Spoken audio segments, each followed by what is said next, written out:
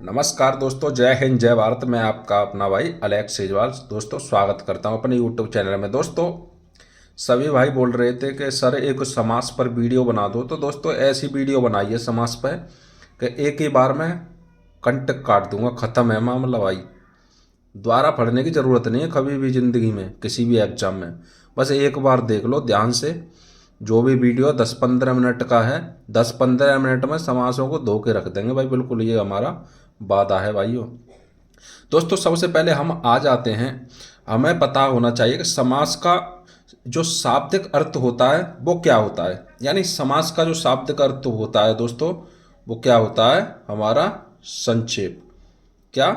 संक्षेप। संक्षेप का मतलब क्या होता है दोस्तों? यानी कि छोटा करना या छोटा करना। संक्षेप का मतलब क्या होता है? छोटा करना।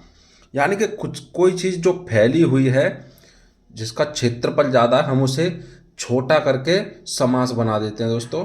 समास का अर्थ है संक्षेप। दोस्तों अब समास को सबसे पहले तो यहीं से हम स्टार्ट कर लेते हैं कि समास का विलोम क्या होगा दोस्तों। इसका विलोम क्या होगा दोस्तों? समास का विलोम क्या होगा?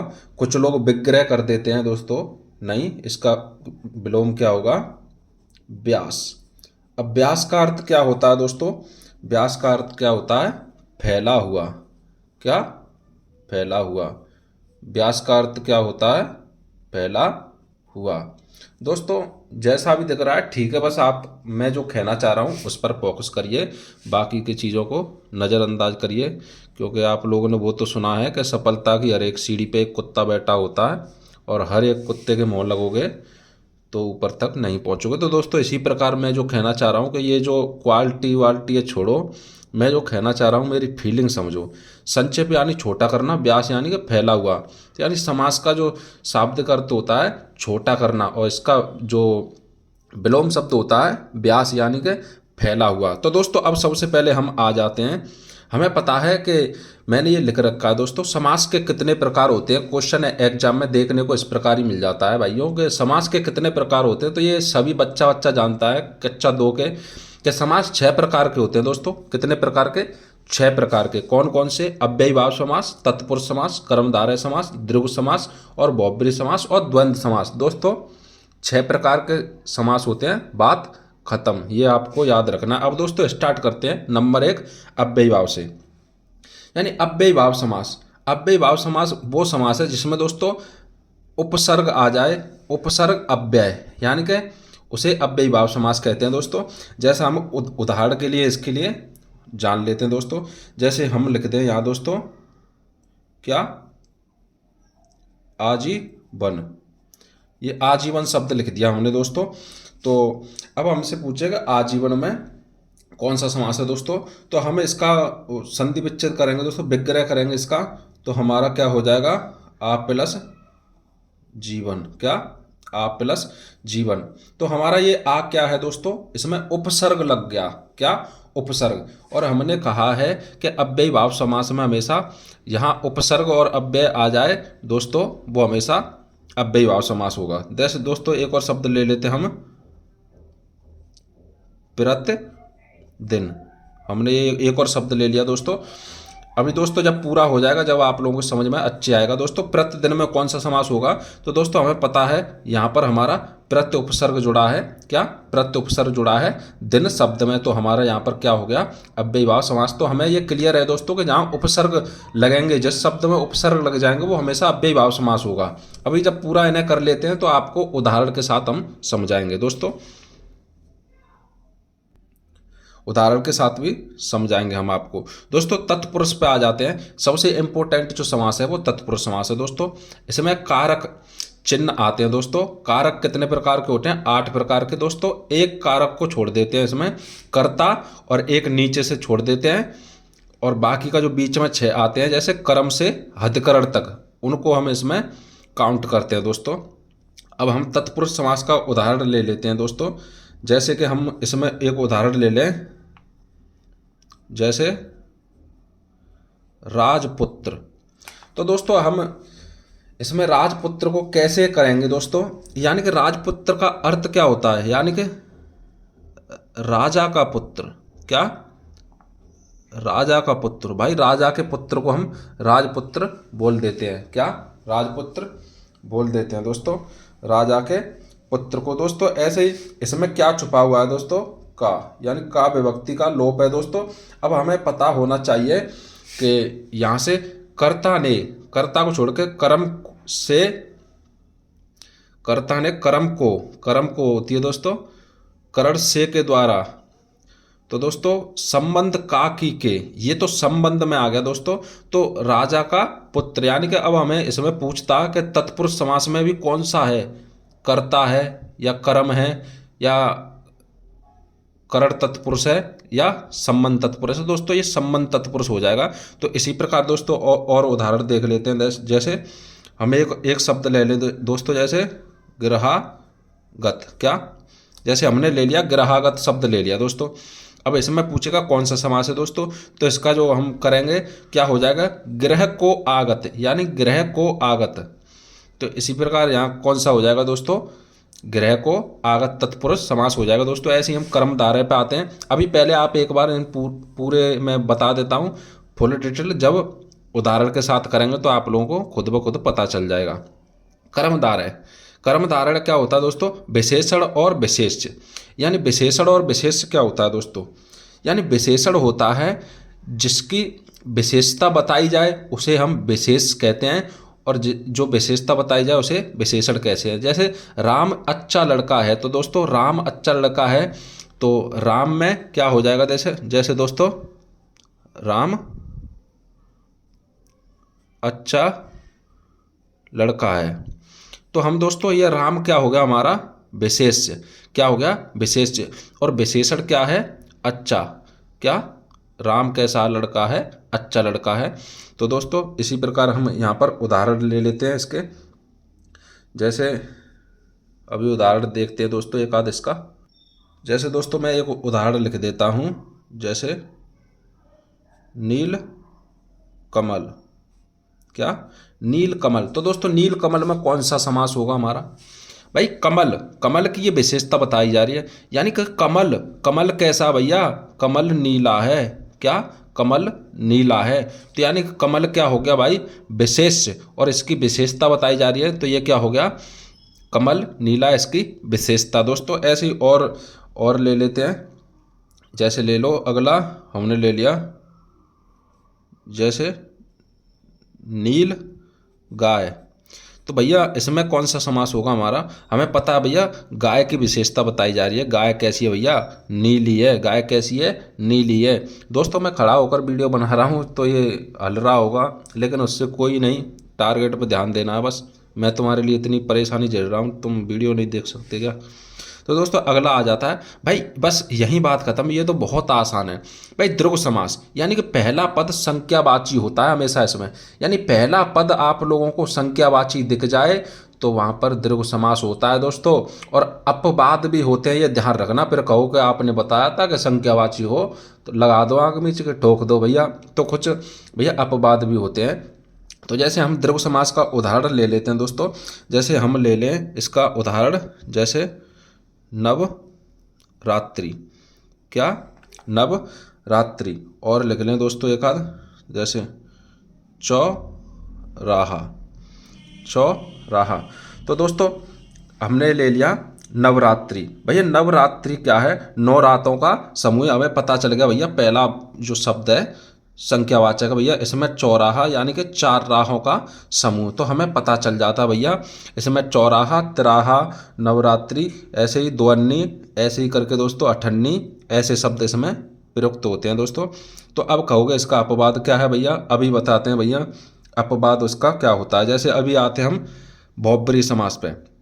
जैसे बहुब्रीहि समास का अर्थ होता है किसी तीसरे को, ध्यान में रखना, बहुब्रीहि समास तीसरा अर्थ निकलता है इसका। जैसे हम उदाहरण के लिए आप लोगों को बताते हैं अभी। जैसे उदाहरण के लिए बता दें हम आपको, कोई भी शब्द लिख लो, जैसे चतुरानन। दोस्तों ये हमने शब्द लिख लिया। अब आप कहोगे भैया ये तो दीर्घ समास है, ये तो इसमें 4 आ रहा है भैया, 4 है जिसके आनन अतुरा अर्थात चतुरानन। तो भैया किसे कहते हैं? चतुरानन किसे कहते हैं भैया? चार हैं जिसके आनन भैया किसे कहते हैं? भगवान विष्णु को। यानी कि चार हैं जिनके मुख, अर्थात ये भैया चतुरानन कहाँ पे गया? इसका अर्थ जा रहा है तीसरे पे भैया। कहाँ? भगवान विष्णु। कौन? भगवान विष्णु दोस्तों। तो ये करके ऐसे दोस्तों, ऐसे हम एक और लिख लें इसमें, क्या लिख लें दोस्तों? नीलकंठ। भैया अब यहाँ पर डाउट होता है असली। आप कहोगे नीलकंठ में तो भैया कर्मधारय समास होना चाहिए, क्योंकि जिसका कंठ है नीला, नीला है जिसका कंठ। भैया ये बात तो सही है कि नीला है जिसका कंठ, यानी कि कंठ की विशेषता बता रहा भैया, तो कर्मधारय होना चाहिए दोस्तों। तो ऑप्शन में आप लोगों को ये दोनों अगर देखने को मिलते हैं तो दोस्तों हम मान्यता देंगे बहुब्रीहि समास को, क्योंकि भैया नीलकंठ का अर्थ निकल रहा है तीसरा, यानी नीलकंठ, नीला है जिसका कंठ, अर्थात किसे कहते हैं भैया? भगवान शिव, यानी कि भोले बाबा को कहते हैं भैया क्या? नीलकंठ। दोस्तों समझ में आ रहा होगा। अभी हम उदाहरण देंगे जब आप लोगों के समझ में अच्छे से आएगा। भैया द्वंद्व समास रह गया भैया, दोनों पद प्रधान होते हैं इस समास में। भैया जिस समास के दोनों पद प्रधान होते हैं, ऐसे करके परिभाषा आ जाती है, उसे कौन सा समास कहते हैं भैया? द्वंद्व समास कहते हैं। द्वंद्व समास में उदाहरण देख लेते हैं दोस्तों, जैसे माता पिता। तो दोस्तों जैसे अभी हम बताते हैं आपको, जैसे भाई बहन। दोस्तों ज़्यादा से सब्सक्राइब कर दो, डिजिटल बोर्ड लेके आएंगे फिर बढ़िया से बताया करेंगे।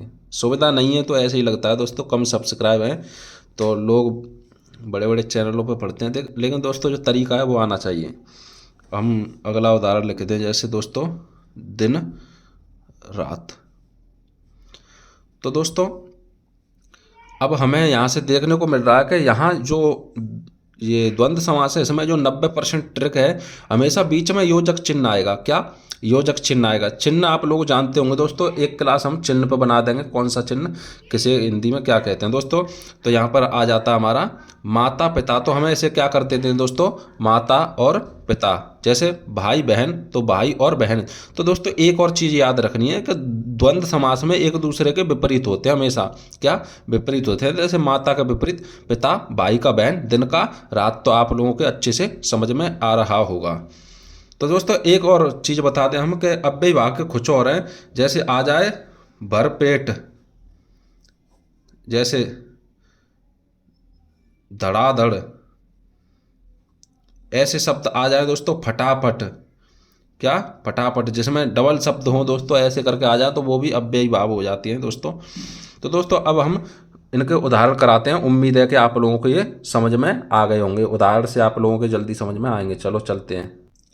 लो भाई अब हम इसके उदाहरण देखते हैं कुछ, और अब आप लोगों को ये सारी डाउट क्लियर हो जाएंगे दोस्तों। जैसे हमने कुछ उदाहरण लिए दोस्तों, जैसे वशीकरण में कौन सा समास है, इस प्रकार आप लोगों के एग्जाम में क्वेश्चन पूछा जाएगा। जैसे हमें दे देगा वशीकरण में कौन सा समास है भैया? तत्पुरुष है, दीर्घ समास है, कर्मधारय समास है, या बहुब्रीहि समास है। अब दोस्तों बात असली यहीं पे आती है, फोकस आपको यहीं करना है पूरा 100%।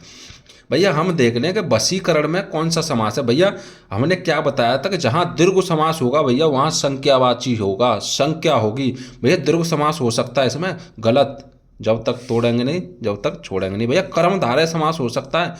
भैया ये इसकी विशेषता बता रहा है कि करण बसीय है। भाई ये क्या है? गलत हो गया भैया। बहुब्रीहि भैया हो नहीं सकता, क्योंकि इसमें तीसरे का मतलब ही नहीं है किसी को, क्योंकि बहुब्रीहि समास तो वो होते हैं भैया जो भगवान को दर्शाते हैं या तीसरा अर्थ निकले। जैसे हम कह देते हैं पंकज जलद, ऐसे करके दोस्तों, ऐसे नीलकंठ। तो ये तो हो ही नहीं सकता भैया। अब क्या बचा भैया? तत्पुरुष समास बचा। अब तत्पुरुष में भी हमसे ये पूछे कि कौन सा तत्पुरुष है भैया, तो वशीकरण। पहले तो इतना नहीं पूछता, लेकिन पूछे तो हमें पता है ऊपर से कर्ता को और नीचे से छोड़ के जो संबोधन है उसे छोड़ के दोस्तों, तो हमें पता है कि वशीकरण किसे कहते हैं? जो बस में करने वाला, या जो बस में कर ले। तो भैया मैं किस में आता है? अधिकरण। मैं पर अधिकरण पे आती है विभक्ति तो अधिकरण तत्पुरुष हो जाएगा दोस्तों। ऐसे करके ऐसे दूसरा है दोस्तों चतुरानन में कौन सा समास है भैया। अब हम यहाँ से क्लियर करते हैं आप लोगों को डाउट कि चतुरानन में दोस्तों जैसे अब इसमें दीर्घ समास तो है ही नहीं, तो सबसे पहले तो हमारा यही डाउट खत्म हो जाता है, क्योंकि बच्चों को डाउट होता है कि यहाँ दीर्घ समास भी होता और बहुब्रीहि भी होता, तो वो कहते भैया यार चतुरानन में तो संख्यावाची आ रहा है। तो बहुत से लोग ऐसे एग्जाम में काफ़ी बार गलत करके भी आते हैं, ऐसी बात नहीं है। तो दोस्तों हमें पता है चतुरानन भाई तत्पुरुष तो हो ही नहीं सकता इसमें। अव्ययी भाव कैसे हो जाएगा भैया, कोई इसमें उपसर्ग ही नहीं है, क्या उपसर्ग ही नहीं है, ना कोई अव्यय। भैया कर्मधारय है, कर्मधारय कैसे हो जाएगा भाई, इसकी कोई विशेषता नहीं बता रहा, तो ये भी गलत। तो भैया चतुरानन हमें वैसे भी पता है कि 4 हैं जिसके आनन अर्थात ब्रह्मा जी। तो इसका राइट आंसर क्या हो जाएगा दोस्तों, D is the right answer, यानी कि 4 नंबर। दोस्तों नंबर 3 पे कर लेते हैं अनायास। अनायास में कौन सा समास है दोस्तों, अनायास में कौन सा समास है, आप लोग खुद बताएंगे दोस्तों। दीर्घ समास क्यों नहीं होगा दोस्तों, क्योंकि इसका पहला पद संख्यावाची है ही नहीं। द्वंद्व समास क्यों नहीं होगा दोस्तों, क्योंकि इसमें पहले तो योजक चिन्ह नहीं है और फिर ये एक दूसरे के विपरीत नहीं है भैया। कटम हम बता रहे हैं भाई, ब्रह्मास्त्र बता रहे हैं बिल्कुल, ये चीज़ें कोई नहीं बताएगा दोस्तों। अव्ययी भाव समास और तत्पुरुष समास में हो जाएगा। बताओ दोस्तों कौन सा एक होगा। तो अव्ययी भाव क्यों नहीं होगा दोस्तों, क्योंकि इसका उपसर्ग ही नहीं है भैया। बचा कौन सा, तत्पुरुष समास। कौन सा, तत्पुरुष समास। उम्मीद करते हैं कि अच्छे से समझ पा रहे होंगे दोस्तों। अगला क्वेश्चन है गुण दोष में कौन सा समास है भैया। योजक चिन्ह देखते ही आप लोग तो समझ गए होंगे भैया, गुण दोष में होता है द्वंद्व, गुण और दोष। भैया तत्पुरुष हो ही नहीं सकता, अव्ययी भाव कहाँ हो जाएगा यार, कर्मधारय क्या हो जाएगा, एक दूसरे के विपरीत हैं भैया ये गुण और दोष। तो उम्मीद करते हैं अच्छे से समझ में आ गया होगा। भैया ऐसे दीर्घ समास का उदाहरण देखते हैं। भैया दीर्घ समास का उदाहरण कौन सा है इसमें से, भैया नववधू हो जाएगा क्या। भैया नववधू यानी वधू कैसी है, यानी बहू कैसी है भैया, नई, यानी बहू की क्या बता रहा है भैया, विशेषता बता रहा है भैया। तो ये यहाँ तो भैया कर्मधारय हो जाएगा, क्या हो जाएगा, कर्मधारय। भैया त्रिनेत्र, त्रिनेत्र में कौन सा हो जाएगा भैया, त्रिनेत्र में कौन सा हो जाएगा, त्रिनेत्र में कौन सा हो जाएगा भाई, भाई 3 है जिसके नेत्र, यानी कि शिव महादेव बम बम बोले। तो भैया यहाँ तो हो जाएगा बहुब्रीहि समास। भैया नवरत्न, भैया नवरत्न में कौन सा हो जाएगा, यहाँ हो जाएगा भैया द्विगु समास। कौन सा, द्विगु समास हो जाएगा भैया नवरत्न में। माता पिता में भैया होगा ही नहीं, क्योंकि यहाँ होता है द्वंद्व समास। क्या, द्वंद्व समास। दोस्तों उम्मीद करते हैं कि आप लोगों के उदाहरण से अच्छे से समझ में आया होगा, और आप एक बार, हम रोज़ प्रैक्टिस कराते हैं, वहाँ पर जाके हमारी क्लास देखिए, आप लोगों को अच्छे से क्लियर होगी। दोस्तों हिंदी एक ऐसी सब्जेक्ट है जहाँ से हम फुल में से फुल स्कोर कर सकते हैं दोस्तों। ज़िंदगी का सवाल है और पढ़ना तो पड़ेगा ही भैया, एक बार सिलेक्शन हो जाए लाइफ सेटल हो जाएगी। बस इतना कहना चाहते हैं। जय हिंद, जय भारत।